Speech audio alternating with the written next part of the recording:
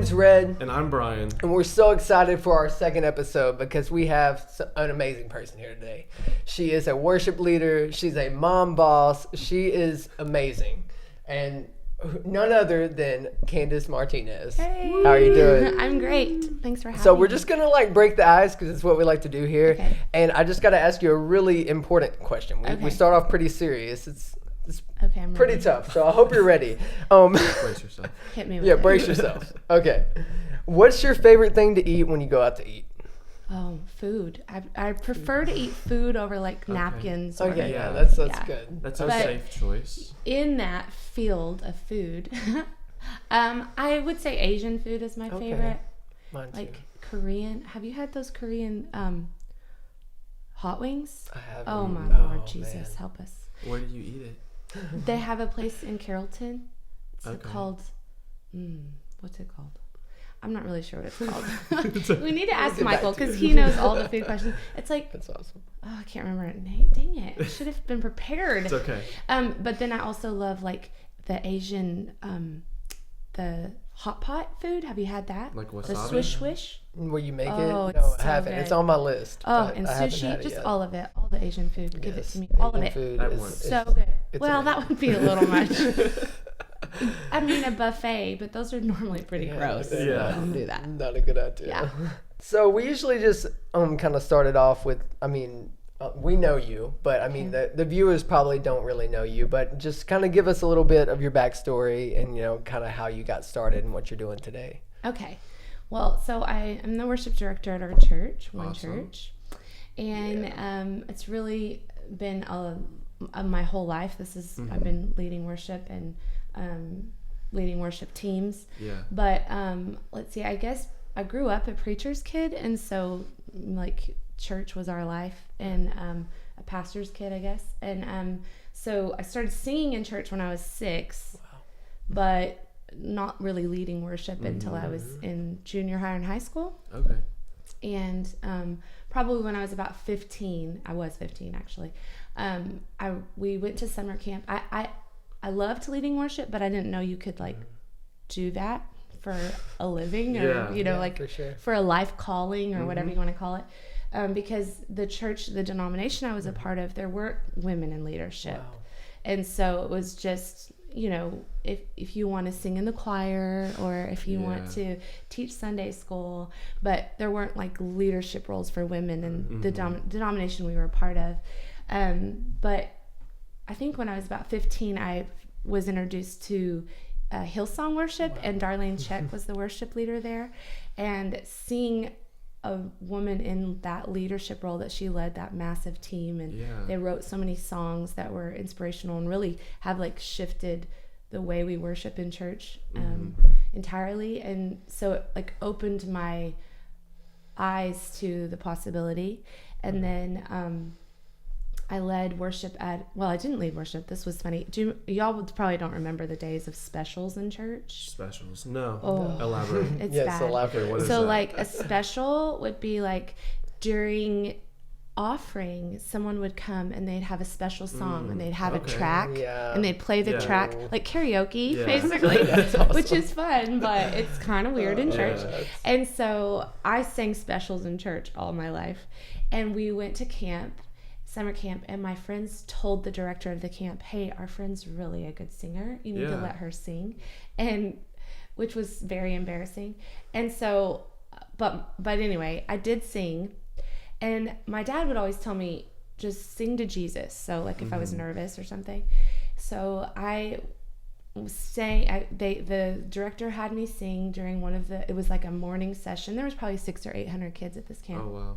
And so And this was your first time? well, not first time singing, but In at front that of that- camp, yeah. in front of that Wow. big a Oh, okay. crowd for sure. Gotcha. Because our church was a lot smaller. Yeah. And so I was nervous, so I just remembered my dad telling me, sing to Jesus.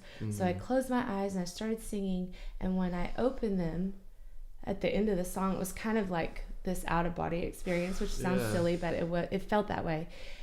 The whole room, all of the kids were at the altar. Wow. And crying and having this Jesus encounter that I was like, what just happened? It wasn't even a worship song. It was a special. Yeah. But it was God showed me and actually spoke to me at that summer camp. I'm going to use your voice to set people free. Wow, and it's awesome. not just That's so about, great. it doesn't matter what the song you sing. Yeah. I'm going to anoint you to do this. And so, that's kind of always been in the back of my mind. Like, it's not about sounding pretty, For because sure. there's lots of great singers in the world, Yeah. plenty way better than me. But I feel like it's something he's anointed me to do and called me to do. Yeah. And so I really discovered it then. And So on Keeping It Simple, our goal is to like equip others by providing simple and practical steps, routines, habits for them to succeed. And we obviously see the success in your life, whether it's being a mom boss or being a worship leader and navigating, the struggles and, the wins and losses of having to deal and navigate with so many people. So maybe share with you some tips and tricks that you may implement in your life that help you do what you do. Well, number one is prayer. For sure. I feel like Definite. everything, we have to do has to be the foundation prayer. For sure. Because I especially like with my kids, I've prayed over them, daily, and like when they our routine in the car is they know like we're gonna pray on the way to school, and it's very specific things that I've prayed over them since they were babies, and then the same thing at night when they go to bed. It's the same thing, but which has been cool because it's established in them a routine of prayer in their life, and like they know who their source is and who their help comes from and all those things. And that's the same way with leading a team. I didn't go to school for this. I did go to school for music, but it was trained for like classical music, and I didn't even finish. So it's like, anyway, so I wasn't trained to lead teams, right? And we have a really successful worship team with lots of leaders that have come out of it. And I've never felt qualified at all. Right. I've always just been like, that whole thing of sing to Jesus, that has been like all I've been trying to do my whole life. I just want to sing to Jesus, like my heart, my life, to be a song to him. And so having a foundation of prayer, I think we can easily get about our day and get about doing things and realize, oh my gosh, we haven't even acknowledged God in this. And it's those times where we get frustrated and we fall behind and things get out of whack when we forget, like, if I'm not doing this for Jesus, like, what am I doing? I'm wasting my time. So that would be number one. And then like Google Calendar. Thank you, Jesus, for our phones. And because of my personality type is not super structured, I'm very free-spirited and go with the flow. I've had to really work hard on disciplines to keep myself, to keep my commitments. So I've grown in that over the years. I used to be very... forget things all the time. Oh, it's very stressful. My thing is like overcommitting.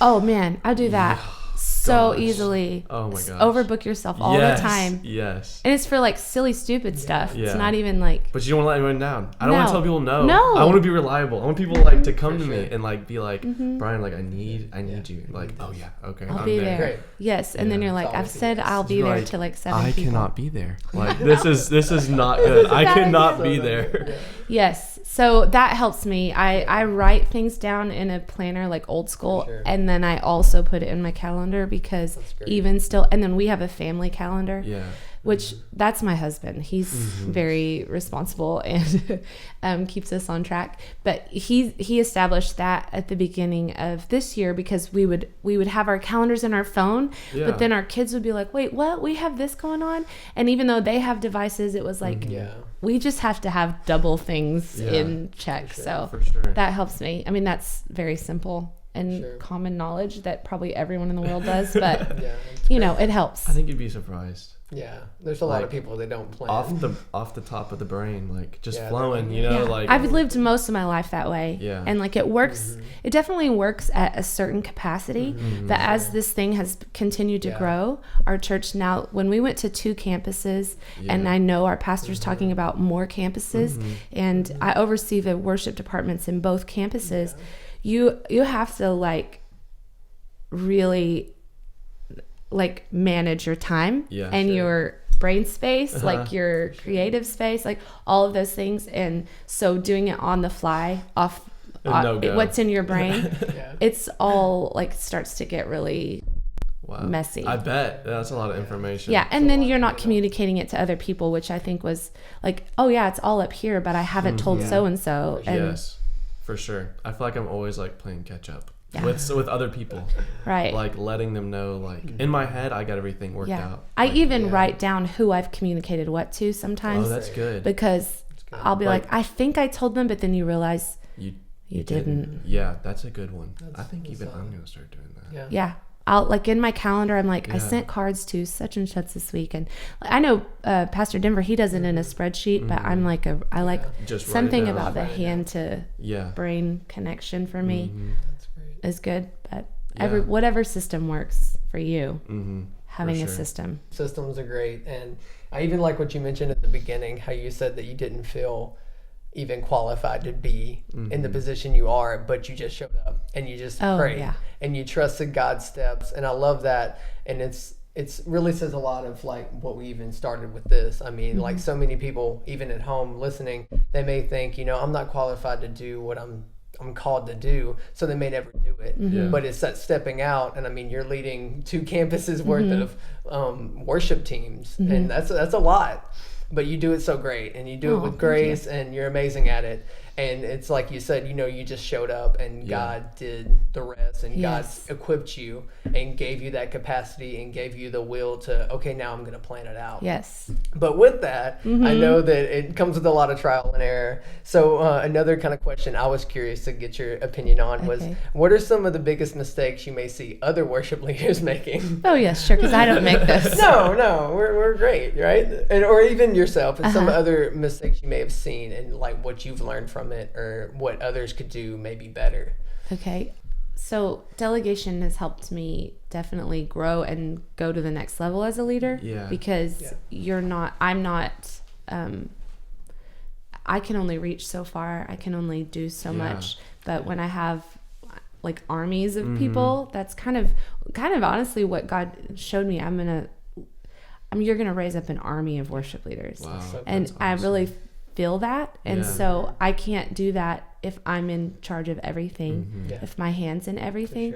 So our pastors are really good about that, about releasing. And one thing I heard that was so good, it was give them the how, the why, and release the what. I think it's something like that. I don't know. I had it written down on my desk. It sounded way more good in my head until I said it. But anyway, basically you release how they do it. Like they can do it their way. Yeah.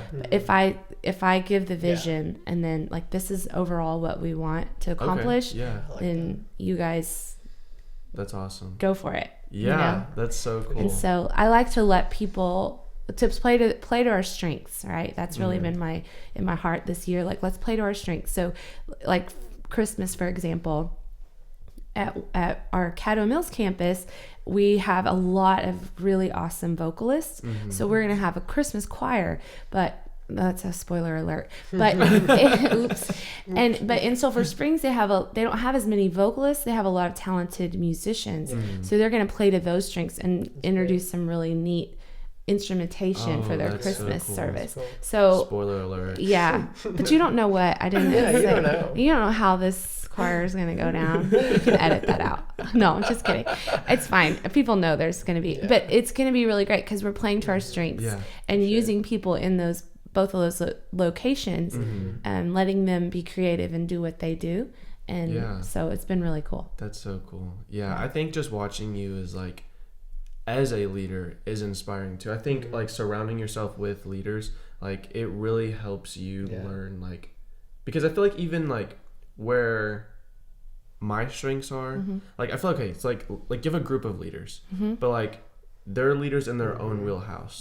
And so like partnering and like being with and surrounding yourself with other leaders like in different wheelhouses, I feel like there's just something like so amazing with that. For sure. And there's like something like chemistry, I think, that just happens that like you just tackle things, like you just like knock things out. And so like hearing you talk about that, like delegating and like finding leaders within your group that you're over, like that's just awesome. And how when you're transparent and you're vulnerable, I think it builds trust in a team. Yes. Because I mean, I've been a part of teams where it's almost like too sterile. It's almost like too professional. Oh, yeah. And it's like when you find that line of like, look, sometimes life sucks. Like sometimes I mess up. Sometimes I go through things. That's when you really start to build trust with your team. Yeah. And you feel like we're really doing this together. Yes. Because I mean, it's so many times in life, people think, you know, oh, I want to serve this leader. I look up to him so much. And a lot of times the big leaders we look up to are because they are vulnerable and they're genuine. Yeah. Because I mean, like you can't, you know, real recognize real, as they say in the hip hop.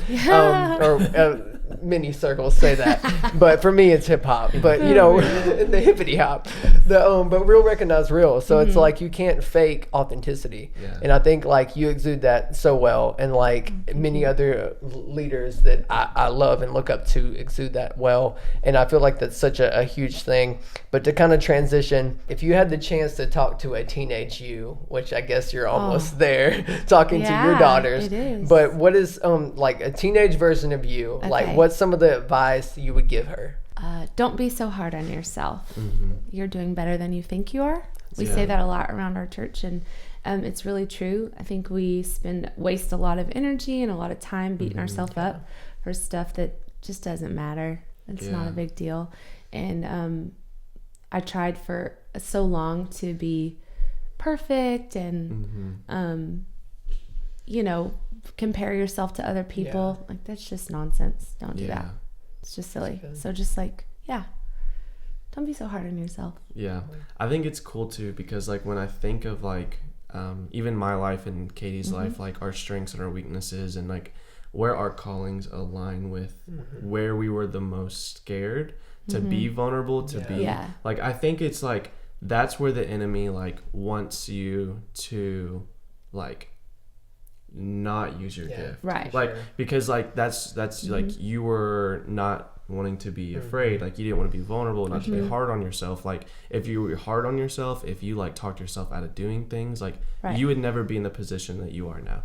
You would never be like leading worship. You would never be leading other people to grow in their own faith and as leaders to rise up to the occasion. And so I think that's like what the enemy does. Like like he can't take the gift from you that God's given you. Like he can only slow you down or make you think that you're not good enough for it. Definitely. So that's good. Anything else that you would like to just add on to your thoughts of keeping it simple and succeeding in your life as in all the areas? It doesn't necessarily have to be worship leading or mom bossing or any of that. If you have any final things that you would like to say, just leave to the listeners. Like, this is what I would want to leave y'all with. What? Yeah. Oh, I'll leave. This is a famous quote of mine. Okay. So just like be a butterfly or whatever.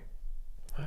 Okay. That's powerful. Yeah, I love it. What is there like some like theology behind that, or is it just really. be a butterfly or whatever? Okay, so one time I got asked. You can't leave it with that. Yes, I can. Like that makes me want to know so much. That's great. I love it. Oh my gosh. Okay, so one time at my old church we would do this thing called 2 minutes of wonderful, where you would get up and you'd basically just get up there and you preach for 2 minutes, and it was supposed to be wonderful, like this powerful nugget of truth that everyone would be like, whoa.